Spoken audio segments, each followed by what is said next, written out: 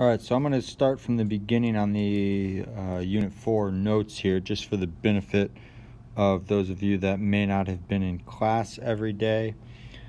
Gravitational fields are created by mass and they exert force on other masses. Electric fields created by charges, they exert forces on other charges. Magnetic fields created by moving charges, and they only exert forces on other moving charges. Because electric fields and magnetic fields both have to do with charges, they are related to each other in an inseparable way. Certain metals are called ferromagnetic if they can be magnetized by an external field to form a permanent magnet. They're made up of lots of little areas called domains.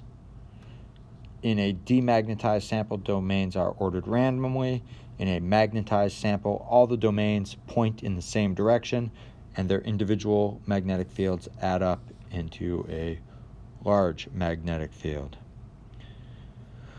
The magnetic fields in a permanent magnet will remain aligned unless you hit it hard enough to jar them out of position, or you heat it above the Curie temperature, and then they'll naturally disalign themselves.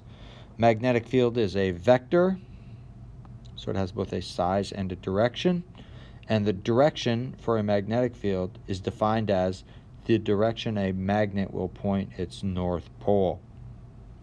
So magnetic lines emerge from the North Pole and they loop around to point towards the South Pole on a magnet.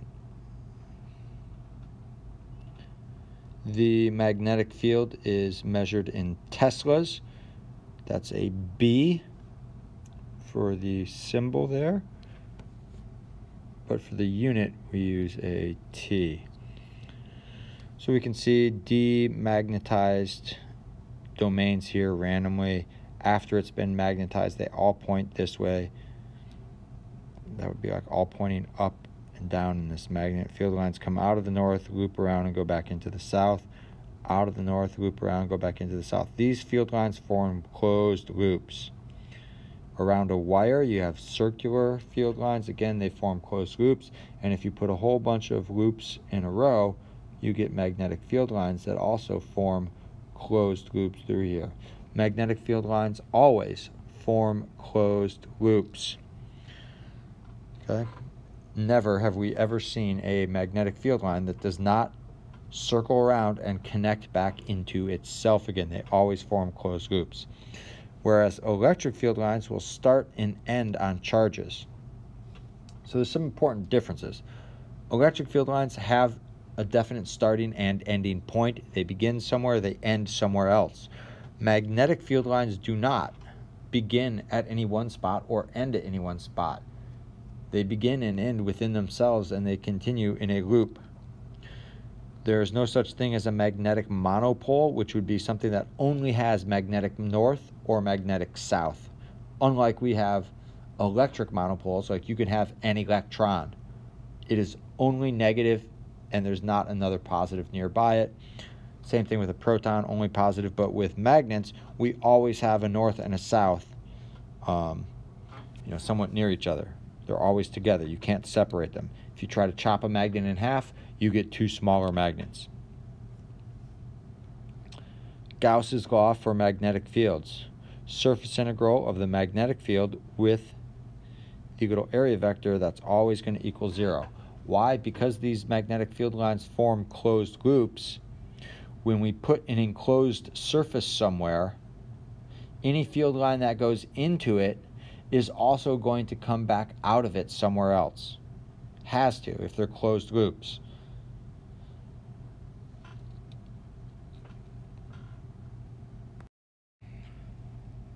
So we're going to look at forces on a charge in a magnetic field. There's only force on a charge if it's moving, if it has a velocity that is non-zero.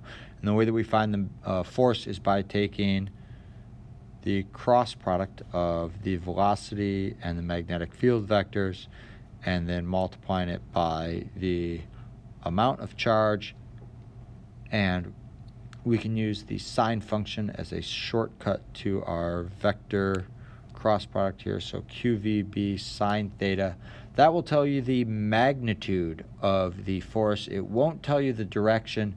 In order to find the direction, you'll need to evaluate this cross product.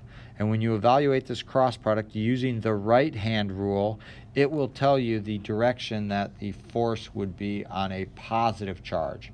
And if you have a negative charge, it goes in the opposite direction. Again, to evaluate the cross product, you take your right hand, you point your fingers in the direction of the velocity vector, you curl your fingers then into the direction of the magnetic field vector, and your thumb will end up pointing in the direction of the force that's on a positive charge. Cross product has to be taken in 3 dimensions. So in the next part, we are considering a charge of 0.05 coulombs traveling with a certain velocity. This velocity here is purely in the XY plane because we don't see a K with it, and the magnetic field is purely in the Z direction. So when we look at our chart over here, if you take and point your fingers in the direction of V this way, and the magnetic field here is going into the page. Remember these crosshairs here, that's like the back of an arrow going away from you. So you point your fingers this way with your palm flat, and then you curl your fingers into the page. Your thumb would point this way. That's the direction of force on a positive charge. A negative charge is going to have its force go in the opposite direction, 180 degrees away. And then to find the magnitude of that force, we evaluate our cross product here.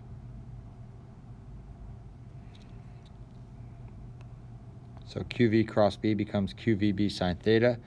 Theta is 90 because the velocity and the magnetic field are perpendicular to each other. So Q we got there. V we've got here. We had to take the Pythagorean theorem, so we're using the magnitude of the velocity.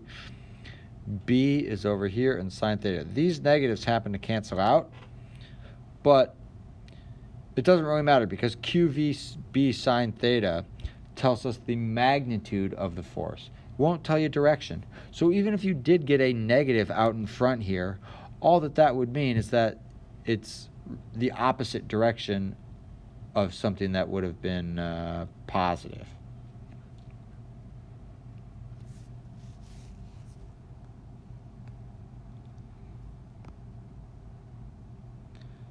The work done by a magnetic field is always a big fat 0 because the force is always perpendicular to motion, and with work being a dot product, perpendicular means 90 degrees. Dot products don't exist at 90 degrees. Dot products are based on the cosine function. Cosine of 90 is 0. So anytime you take a dot product with a 90-degree angle, you get 0. So magnetic fields will change directions of moving charges, but they won't change the speed of a moving charge. Changing the speed would be changing its kinetic energy, and that would mean doing work on it. But they don't do any work, so the only aspect of it that will change is the direction. So there's this little summary of the right-hand rule. Again, fingers will go initially in the direction of V. You curl your fingers then in the direction of B, and your thumb will point in the direction of F. And it might look like this thumb is like pointed in, but that thumb is really there from the hand being stretched out, and so it should kind of be pointing more to the right than down. It looks a little bit funny in that image there. All right, next page. All right, so on the next page, for a wire that's carrying current, force is going to be equal to the quantity IL cross B, just like QV cross B. This IL is the same thing as QV. Okay? Think about it. I is current. That's coulombs per second. Coulombs is charge. And L is meters. So this is coulombs, meters, and then on the bottom we had seconds. So coulombs, meters per second. And if you take QV, you get the same thing. Q is in coulombs and V is in meters per second. So coulombs, meters per second, same thing as QV cross B, just applied to a wire. And of course we can use ILB sine theta to find the magnitude of the force on a wire of length L in a magnetic field B. This is assuming that the wire is straight and that it's not curving through the magnetic field. Right, in the next part of the problem, we've got current going through our wire here. It's at a 30-degree angle with the magnetic field, which goes this way. We're going to use F equals IL cross B. And when we think about direction of force, if you point your fingers up and to the right and you want to be able to curl your fingers down, then your thumb needs to point into the page. And that is the direction of force on this wire. Again, fingers going up and right, straight out from your hand, and you want to be able to curl your fingers down. So your thumb needs to point into the page in order to do that. So when we look at finishing this problem off, ILB sine theta, that's 2 for I, 3 for our magnetic field, all that stuff's given up here, 30 degrees for angle, we get 3 newtons per meter, and that is into the page as previously talked about. We got that by the right hand rule. Alright, so in a uniform magnetic field, charged particles travels in paths that are circular because this magnetic force, which we call the Lorentz force, is always perpendicular to the velocity as you get from a cross product. QV cross B is always going to be perpendicular to both to both V and B. And it's not going to change the speed, but it will only change the direction. Okay? If the magnetic field is not uniform, the charges will still have a constant speed, but the motion's no longer going to be uniform circular motion. Okay? It might be another type of curve, or it might be circular motion that's not uniform. All right, at the bottom part of this page,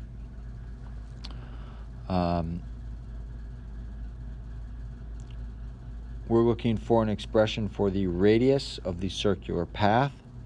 We take F equals ma, and the force is QVB. It's just QVB because our velocity is perpendicular to the magnetic field, and so when we take the sine of 90, we get 1. So our force is just QVB. And for circular motion, we have mv squared over r. So we can come up with an expression for our radius, mv over qb. And then if we want to find the frequency is 1 over period. We know that velocity is distance over time, which would be circumference over period. Circumference is 2 pi r, period is t, but we already said frequency is 1 over period. So 2 pi r f is velocity. Solve that out for frequency, and we get qb over 2 pi m. And that's substituting what we got for our radius into here. Now we're going to draw the path that the charge takes in the fields. Notice the first 3 of these are magnetic fields. The last one is an electric field, not a magnetic field. Start with that one, the very last one. F is QE. So the force is in the same direction as the electric field. So the force is going to be downwards. The path that this takes is going to be parabolic, not circular, because this is not an electric field, or not a magnetic field. Now go back to the beginning. Okay, this magnetic field is into the page. Again, those X's are like the backs of arrows going away from you. So if you point your fingers up and you curl your fingers into the page, your thumb points left. And this was a positive charge, so it's going to go around in circles like that. Here we have a magnetic field out of the page. And if you point your fingers in this direction and then curl your fingers up towards you, your thumb points down. That's the direction of force on a positive charge, but since this charge is negative, its force goes upwards, and it's going to go in a circle like it's drawn. Here, negative charge, so it's going to go opposite of the right-hand rule, and our magnetic field goes into the page. So again, this is just like the first one almost, except our velocity goes to the right. If you point your fingers to the right and then you curl your fingers to point into the page, your thumb would point up. That would be the direction of force on a positive charge. This one's negative, so its force goes down, and it's going to end up going in a circle starting in the downwards direction. All right, so we're going to take a look at the motion of a particle when the velocity is not perpendicular to the magnetic field. You can see there's our velocity, magnetic field this way. We're at some angle theta from being in the direction of the magnetic field. And what we're going to do is look at perpendicular and parallel components of the velocity in order to analyze the motion. So because the force on this is QV cross B, and a cross product is maximized at 90 degrees, the perpendicular component here contributes to the magnetic force, or is responsible for it. And this parallel component does nothing with the magnetic field. There's no force exerted on this in this direction. And so this particle is just going to keep moving to the right with that velocity the entire time. The perpendicular component of it will put this into circular motion, but it will be circular motion as this translates. And if you can imagine that, it's going to turn into a certain type of three-dimensional spiral.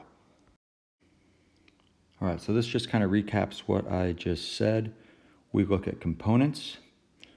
The parallel component is purely translational because theta equals 0, so our cross product is going to be 0.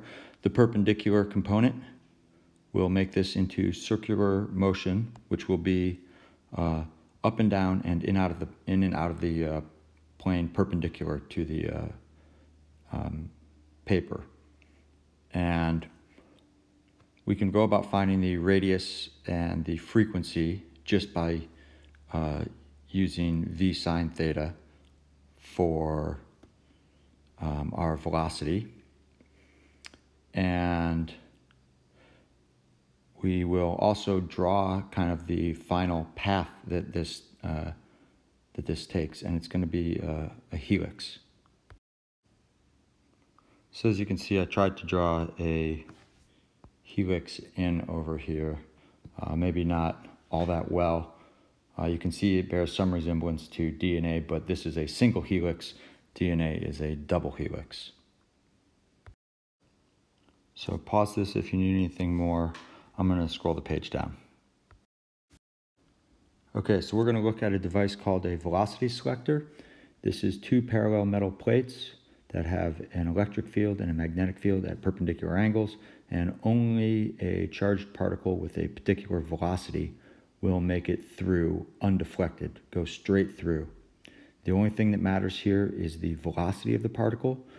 The charge and the mass don't matter.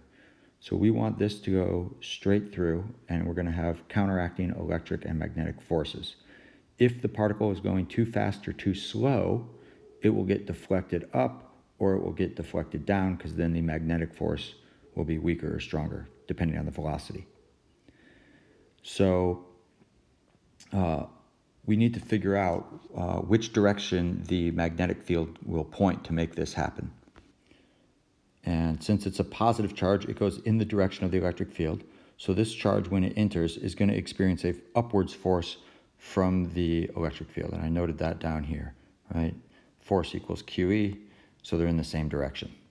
Overall, we want this particle to be undeflected, right? So the sum of the forces is going to be 0, so it just goes straight through. If the electric force is up, the magnetic force must be down for a positive, and we can kind of reverse engineer with the right-hand rule.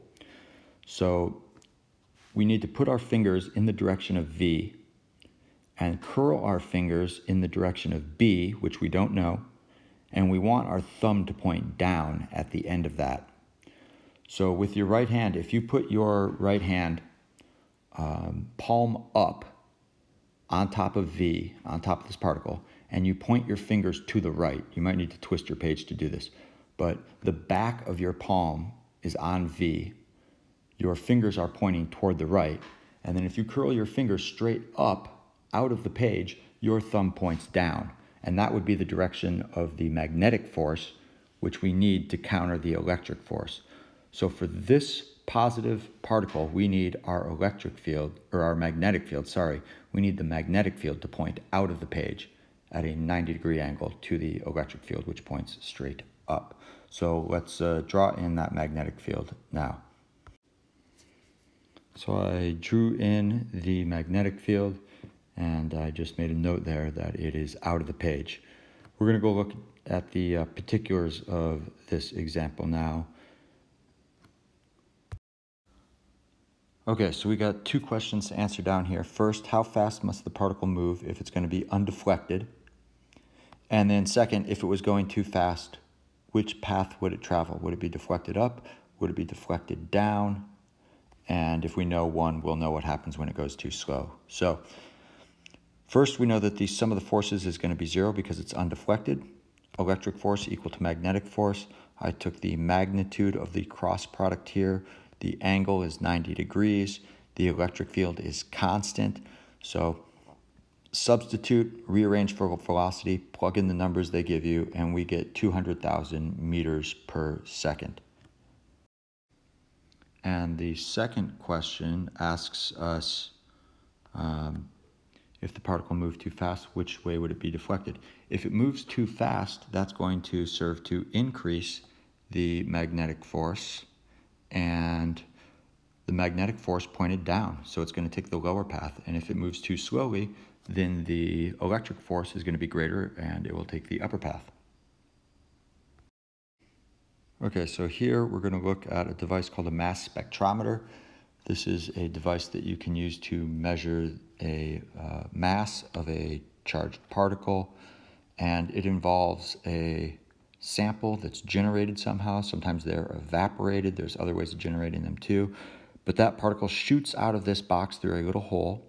It then goes through a velocity selector, which we discussed on the prior page. There's an electric field and a magnetic field. Electric field points to the left. The magnetic field is pointing out of the page.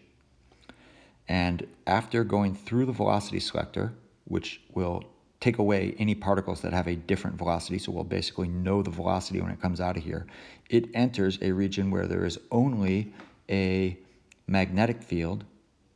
And if you point your fingers in the direction of the velocity, and then you curl them in the direction of the magnetic field, which is out of the page, your thumb will point to the right.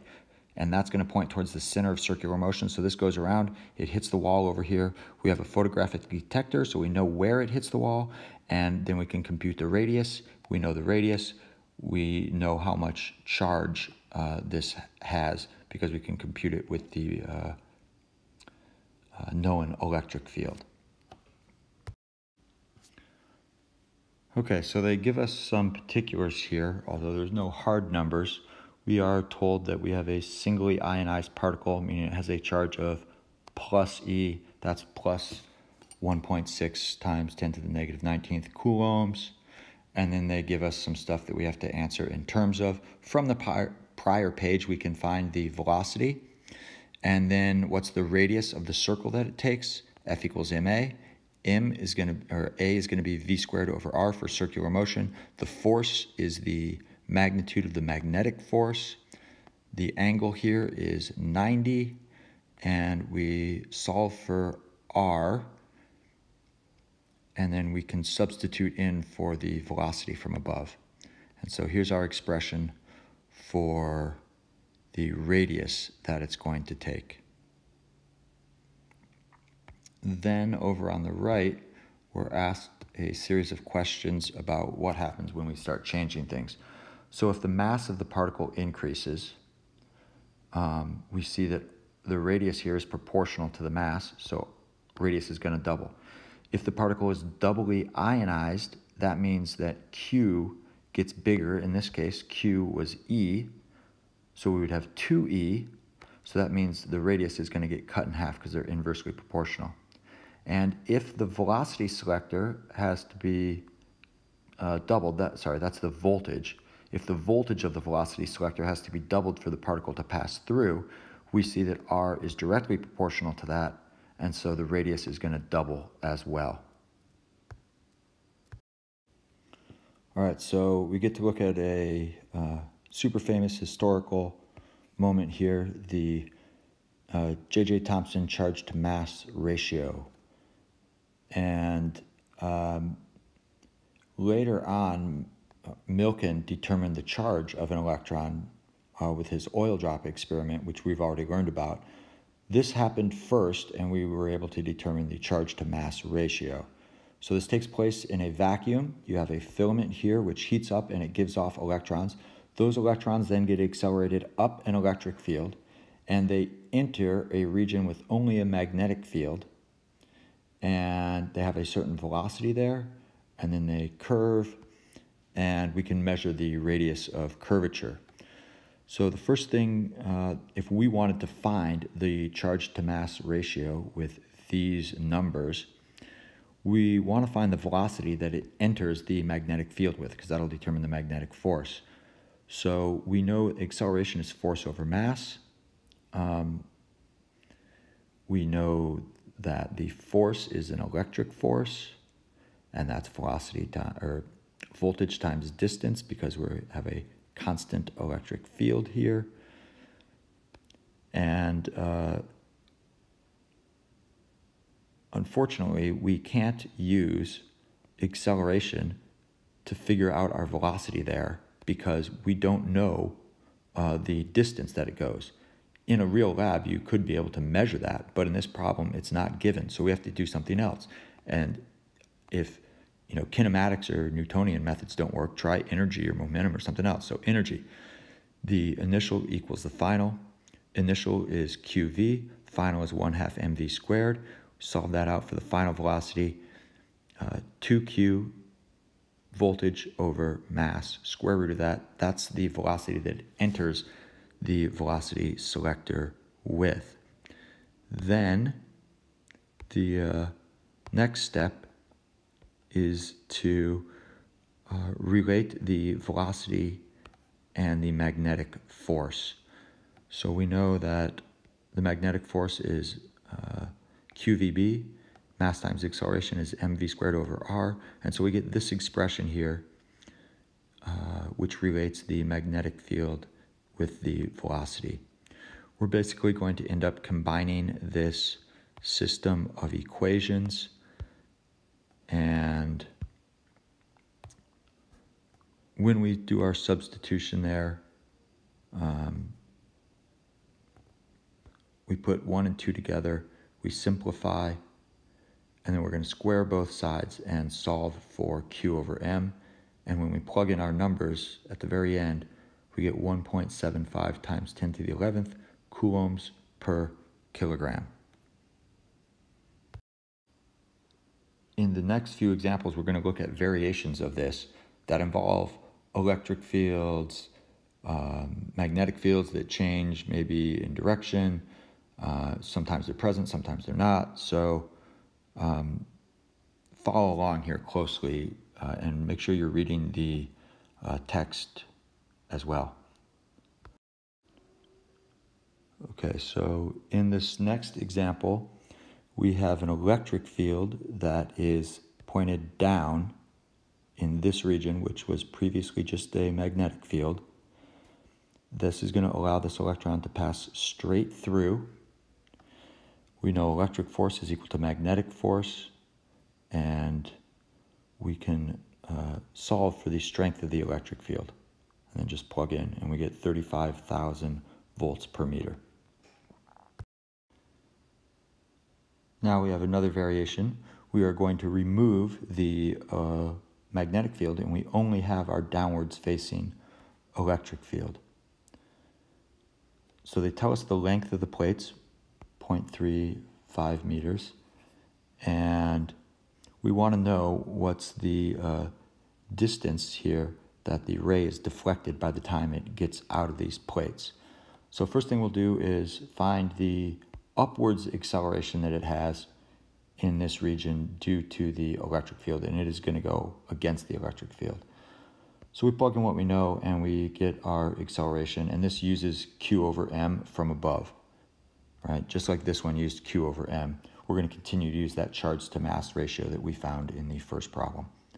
Once we have our acceleration, the rest of this is just a matter of kinematics, and we find our velocity that we are entering this with. We find delta y using kinematics. We got to do a little substituting, and we end up with 0.306 meters is the amount it's deflected up. Okay, so now we're going to look at the torque that can be exerted on a magnetic field on a loop of wire. We've got a loop of wire here. It has current going around it in a anti-clockwise fashion, and we want to think about what legs of this have force on them or not. Later on, we will think about if there is torque about this axis. Remember, torque is about a point, and it's R cross F. And so even though there may be a force, there's not always a torque from that force. So which sides of the rectangle experience a force? Let's get rid of the top and the bottom right away, because the angle between the current and the magnetic field to the right is either pair 0 at the bottom or 180 at the top. And when you take a cross product, because force is IL cross B, when you take that cross product, you get 0. So on the left, we're going down. If you put your fingers down and then curl them to the right, then your thumb will point out of the page. And this is a mistake right here, because I wrote into the page for the one on the left and out of the page for the one on the right. I had, I don't know, changed my coloring scheme and re-recorded this a few times, so it's just a detail that slipped by. My apologies. These two should be switched. On the right side, when you point your fingers up and then you curl your fingers to the right, your thumb points into the page over here, and so on the right side should be in, on the left side should be out. Make sure you make that switch. There is no torque, however, on the left, because R is 0.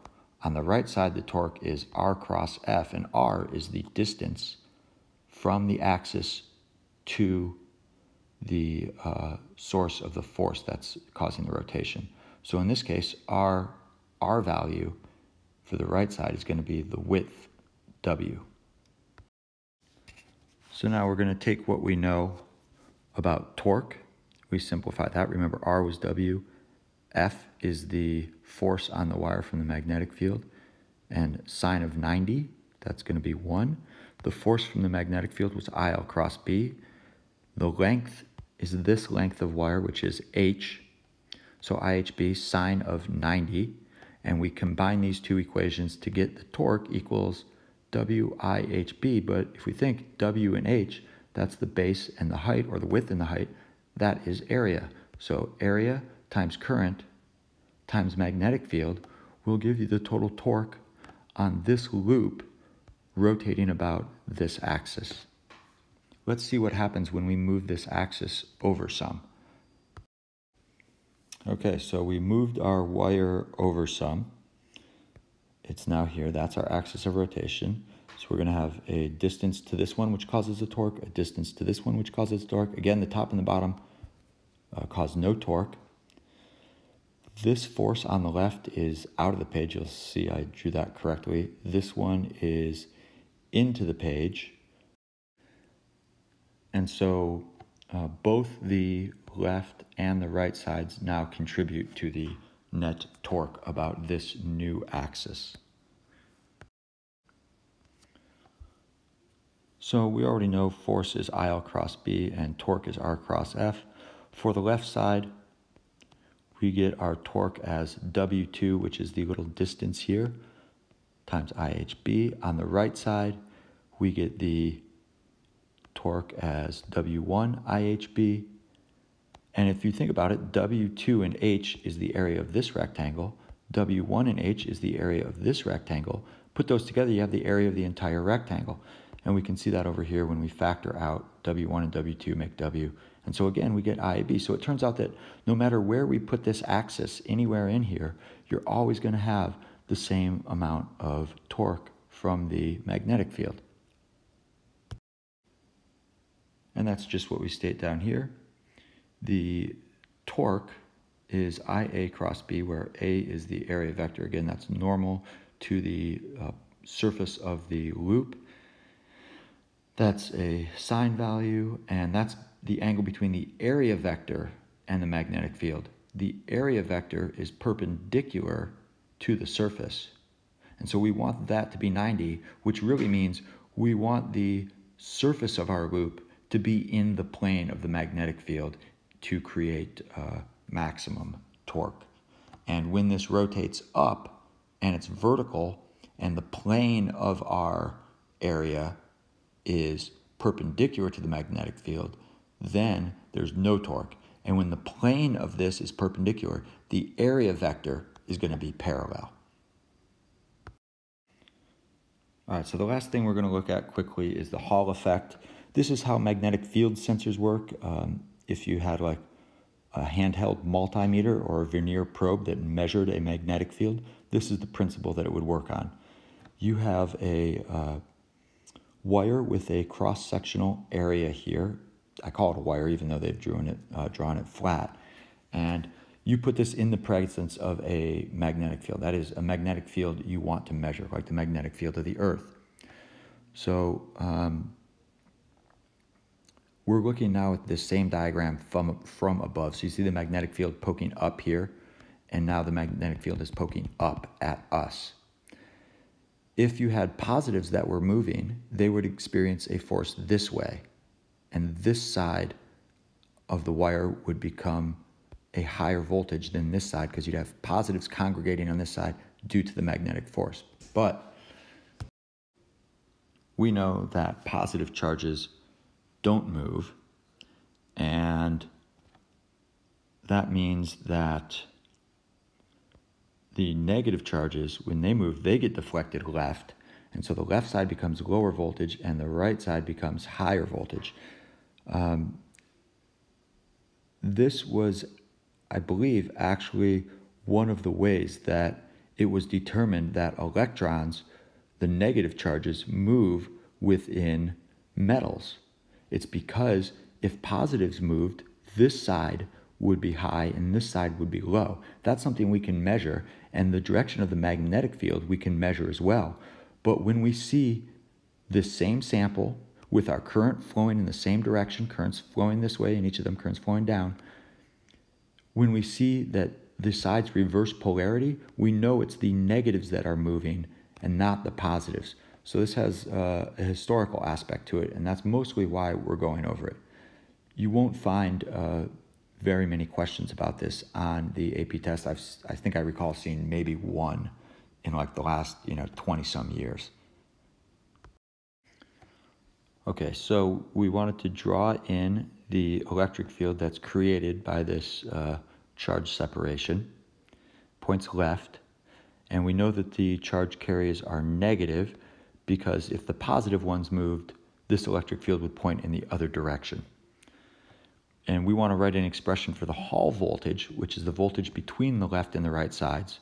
And if you were using this as a magnetic field sensor, you would measure that voltage and you could compute the strength of the magnetic field. So let's look at how that would work. We set our electric and magnetic forces equal, and with a little bit of simplifying and substitution, we get the Hall voltage over the length of the wire here, which is sideways, equals velocity times magnetic field. This won't help us in computing the magnetic field because we might be able to measure the Hall voltage, but we won't know the velocity. But velocity is related to current. So it's not so important you understand how all of this relates right now. We'll go over that in class. But if we solve this out for velocity, and then we substitute in here, we divide by B and put it on the bottom, and we substitute that in here, we get this equals this, and area here became width times length, length is going to cancel out. And we get our Hall voltage is current times magnetic field over the number of charge carriers or charge carrier density, and then times the amount of charge per charge carrier and the thickness, the width of our wire. And this would allow us to compute a magnetic field if we measured the Hall voltage and we knew the current, which are all things that we could measure.